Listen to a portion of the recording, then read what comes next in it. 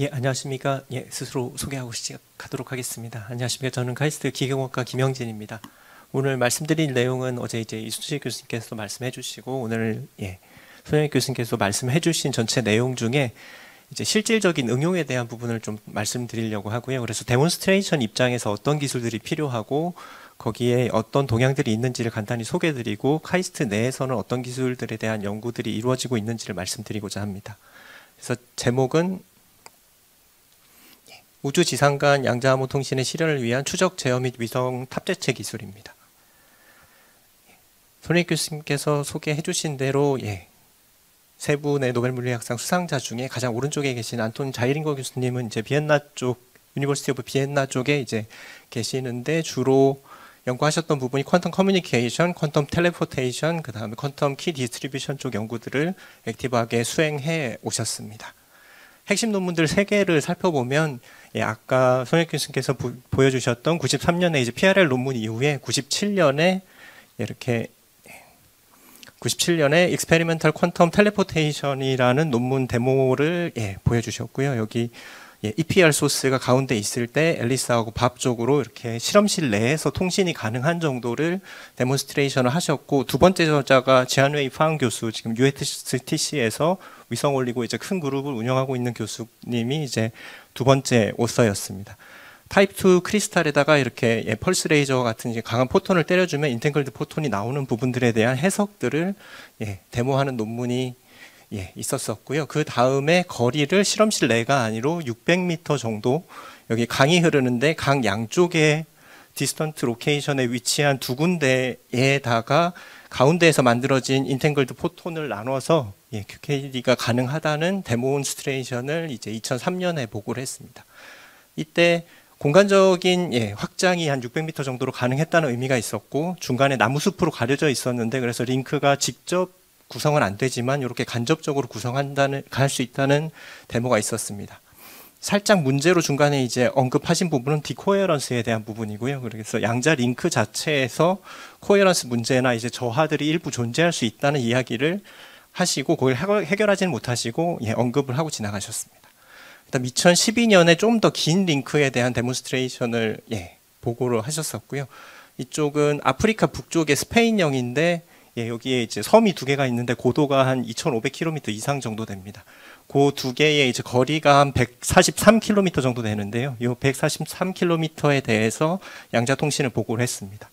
여기 가서 실험한 이유는 우리가 대기 중에 양자 통신을 할 때 대기가 터뷸런트한 특성을 가지고 있기 때문에 우리가 예측하기도 힘들고, 빔의 다이버전스, 디프락션에 의한 다이버전스도 크게 발생하기 때문에 통신 채널을 확보하기가 쉽지 않습니다. 그런데 전체 대기 중에 고도 한 10km 내에 대륙권 안에 대부분의 공기가 존재하고 10km 내에서도 2km 안에 대부분의 공기가 존재를 하기 때문에 고도 2,500 정도 되면 대부분의 대기 위로 올라가서 거리는 상당히 멀리 전송은 하지만 대기 효과는 덜 받을 수 있어서 멀리 전송했는데 어렵지는 않은 그런 느낌의 이제 데모를 할 수가 있어서 이쪽에서 데모를 하고 있고요.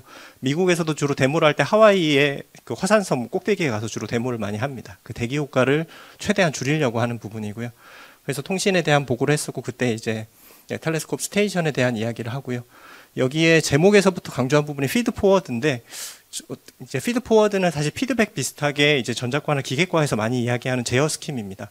근데 우리가 위성과 통신을 하려면 PAT라고 하는 위성의 추적 기술도 필요한데, 추적 기술이 마이크로웨이브보다는 훨씬 정밀해야 됩니다. 빛의 퍼지는 그 각도 자체가 그 RF보다는 훨씬 작기 때문에 정밀해야 되고, 그런 방향 제어뿐만 아니라 피드 포워드로 이제 채널 간의 딜레이와 채널 간의 이제 위상 차 자체도 어느 정도 측정하고 보상해야 되는 요구가 있다는 부분에 대해서 언급을 하셨었고요. 그리고 그거를 이제 강조한 이유가 요 같은 호에 판웨이 지안웨이 팡 교수 논문이 그 한 달 앞에 데모가 돼서 사실 이런 이야기가 있었습니다. 그리고 뒤쪽에 이제 자이링거 교수님 강조하시는 부분이 결국은 위성 테스트를 위한 준비 작업으로 이런 143km짜리 데모를 진행했었고, 거기서 가장 중요한 부분들이 그냥 PAT고, PAT가 이전 논문에서 이제 150Hz 정도로 잘 수행이 돼서 거기에 대한 성능은 그쪽이 좋지만 우리는 피드 포워드를 이용을 해서 그런 퀄리티에 대한 그 검증을 실시간으로 할 수 있었다는 부분을 강조를 하고 있습니다. 그래서 한 달 전에 보고된 지안웨이 파운 교수 논문은 지안웨이 파운 교수가 USTC로 가고 나서 몇 년 지나지 않아서 이제 데모한 부분이었고요. 거의 비슷한 시기에 보고를 했습니다. 아까는 이제 아프리카 위에 있는 스페인령의 섬이었는데 여기는 이제 중국의 호수 근처에 딜레이 라인이 이제 프리스페이스에서 한 100km 정도 되는 딜레이 라인을 놓고 양자통신 데모를 했고요. 이때는 펜토초 레이저 800나노를 프리퀀시 더블 해가지고 400나노 근처에다 만들어 놓고 타입 2 크리스탈에서 만들어진 인팅글드 포톤 2개 중에 하나를 이제 강 건너로 이제 전송을 했습니다. 이쪽에서도 이 그림 3개가 논문의 그림에 다고요. 보면 이제 링크 안에서 PAT의 중요성 같은 걸 상당히 많이 강조를 하고 있습니다. FSM이 패스트 스티어링 미러인데 XY 방향으로 거의 킬로헤르츠 수준으로 방향 제어를 해줄 수 있는 거울입니다. 대기가 워낙 터블런트한 환경이기 때문에 이런 PAT 제어를 실시간으로 해주지 않으면 싱글 포톤 레벨의 포톤들이 저희 쪽 리시버 쪽에 와서 도착을 하지 않습니다. 그래서 링크 자체가 상당히 중요한 부분이고요. 물론 광섬유 링크를 쓰면 되는데 광섬유 링크는 지상에서 존재할 때 우리가 원하는 지역에 광섬유 라인이 항상 깔려 있어야 되고 뭔가 문제가 있을 때는 이제 보안이나 국방에서는 라인이 끊기거나 했을 때에 통신이나 보안 자체를 이제 보장할 수 없고 거리에 따라서 로스가 상당히 심하게 발생하기 때문에 이제 리피터가 없는 상황에서는 그 로스를 감당하기 어려울 수 있어서 이런 부분들의 이제 PAT 자체가 이제 중요해졌습니다. 그래서 자이린고 교수님 논문 리포트가 2012년까지 데모 쪽에서 상당히 액티브하게 있다가 그 이후에는 지안웨이 파운 교수 쪽의 그룹의 논문들이 이제 많이 통신 쪽에서 보고가 되고 액티브하게 이제 데모가 되고 있었습니다.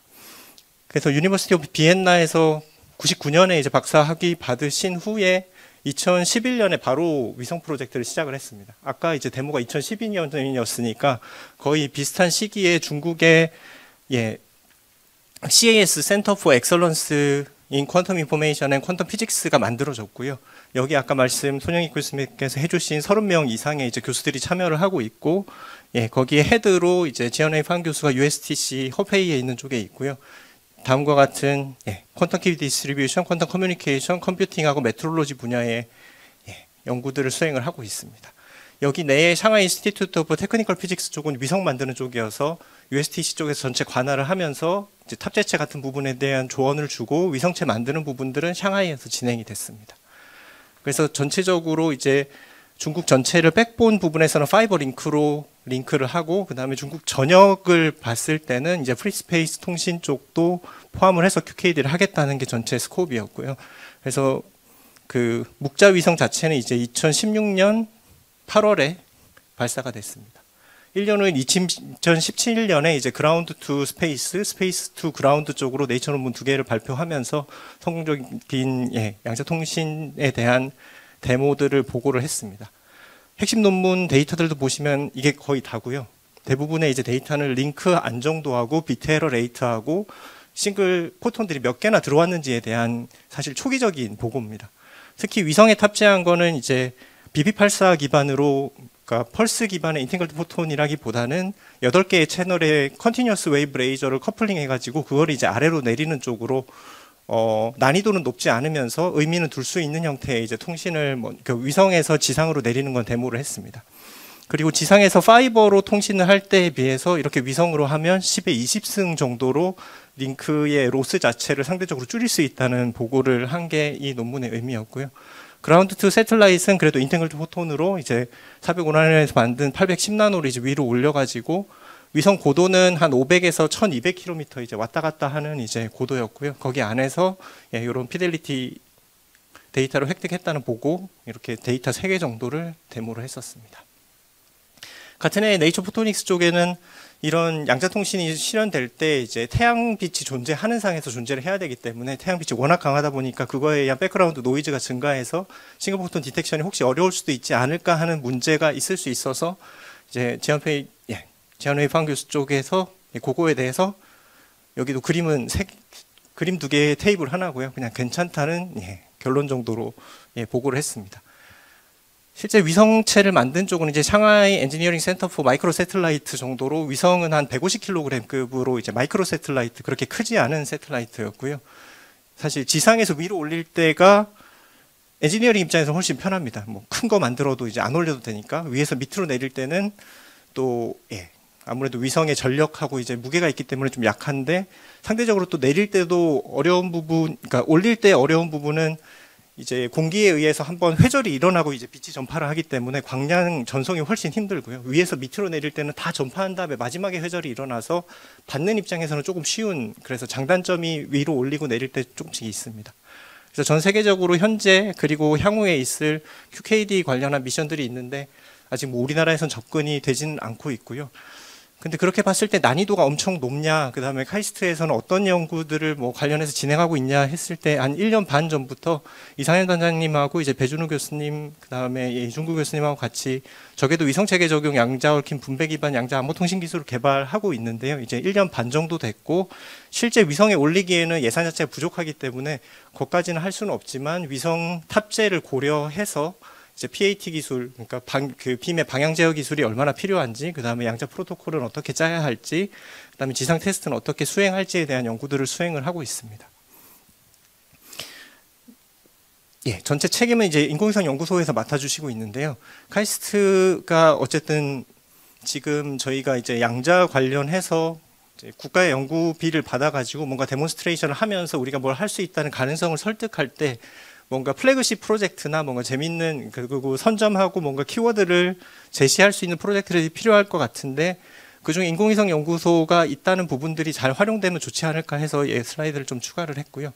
인공위성 연구소 내에서 위성체도 만들고 위성 안에 탑재체들을 탑재하고 그 자체적으로 이제 운영할 수 있는 역량을 가지고 있고요. 그래서 2013년에 저희 실험실에서 이제 인공위성 연구소하고 같이 펜토초 레이저 광학 탑재체를 만들어서 나로광학 위성으로 올려서 한 1년 정도 테스트를 한 예시가 있었습니다. 그래서 보통은 이제 위성으로 올리려면 같은 탑재체 모델 5번 만들어야 됩니다. 디벨롭먼트 모델, 이벨루에이션 모델, 퀄리피케이션 모델, 플라이트 모델 5번을 만들고 나서 위성에서 오케이 해야 올려줄 수 있는데 그 당시에는 나로호가 2번 폭발하면서 위성을 2개밖에 안 만들어 놨는데 이제 3번째 발사를 해야 되는데 위성 올릴 게 없어가지고 1년 동안 만들면 아무거나 올려준다 그래가지고 1년 동안 만든 위성이고 그게 사실 다른 쪽에서 오면 어려웠을 텐데 인공위성 연구소가 카이스트 내에 있기 때문에 가까이 이제 협업하면서 1년 내에 이제 탑재체 만들어서 올릴 수 있었고요. 어쨌든 현재 우주에서 동작한 최초의 펜토초 레이저입니다. 그래서 다음과 같이 우주에 올리려면 여러 이제 환경들을 고려해야 되는데 요약하면 잘 고려해가지고 만들어서 올리고 1년 동안 오퍼레이션을 했고요. 2004년 이런 우주 환경 테스트들이 다 카이스트 내에서 인공위성 연구소에서 가능합니다. 2004년에 그 펜토초 레이저 광빛 기술로 노벨 물리학상을 이제 막스 플랑크 연구소가 이제 퀀텀 옵틱스 쪽에서 받았는데 그 논문을 썼던 로널드 홀스워스 박사가 이제 맨론 시스템즈 회사를 만들었고요. 그 홀스워스 박사가 2009년부터 우주에 올리겠다고 했는데 결국 사운딩 로켓 미션으로 올린 게 10년 후고요. 그러니까 탑재체 만드는데 올리는데 10년 걸렸는데 10년 해도 위성에 못 올리고 사운딩 로켓 미션으로 여기에 쏘면 우주에 한 20분 있다 다시 내려와야 됩니다. 그 정도 미션까지 접근이 가능했고요. 지금 이제 15년 걸려서 이제 2025년이나 26년쯤에 우주 정거장에 한번 올려볼까 하는 프로포저를 계속 하는 단계인데 그 부분을 카이스트 내에서는 몇 년 안에 할 수 있다는 게 가능한 부분들의 장점인 것 같습니다. 그리고 대기 링크를 고려했을 때 저희는 약간 원래 거리 측정하고 이제 통신 쪽 하는 그룹이어가지고 카이스트 기계과에서 이제 인공위성 연구소 꼭대기까지 하면 왕복거리가 한 1.4km 됩니다. 그래서 그 1.4km가 그래도 대기가 대부분 2km 내에 존재하기 때문에 대기 환경을 모사하기 나쁘지는 않은 테스트 베드여가지고 1.4km 안에서 거리 측정하면 한 나노미터 정도 정밀도로 측정된다는 데모도 하고요. 그다음에 통신을 할 때 대기의 외란 자체를 광빛으로 잘 보상할 수 있지 않을까 해서 카이스트 꼭대기에서 계족산까지 왕복하면 18km 정도가 돼서 상당히 긴 이제 링크가 구성이 됩니다. 그래서 저희는 양자 실험을 하지 않았지만 소스 자체를 양자로 교체하고 이 테스트 링크를 구현을 하면 인공위성 데모가 되기 전에 지상에서는 충분히 이런 거에 대한 대비가 가능하다는 쪽에 시연이 가능하지 않을까 합니다. 그래서 요약드리면 뭐 과제들하고 데몬스트레이션 입장에서 양자 과제들이 열렸을 때 어쨌든 플래그십 프로젝트 같은 게 가시적인 뭔가 필요할 것 같고 컴퓨팅이나 이런 부분들에서 시간이 좀 오래 걸리는 프로젝트가 있을 때 우주의 장점은 한 사람들이 많지 않아서 예전에 니스트 가거나 했을 때도 많이 질문하는 게 무슨 부품을 썼냐, 그 다음에 어떤 전략으로 했냐, 이런 부분들의 질문이 좀 많이 나왔었고요. 논문 보고하기 전에 학회에서도 상당히 많이 이제 디스커션을 하는 상황이라 키워드를 좀 선점하고 뭔가 어필하기에 예, 이런 그 대기 중에 장거리 링크 구성하고 이렇게 위성 탑재체 개발 부분들이 의미가 있지 않을까 합니다. 예, 발표 마치도록 하겠습니다.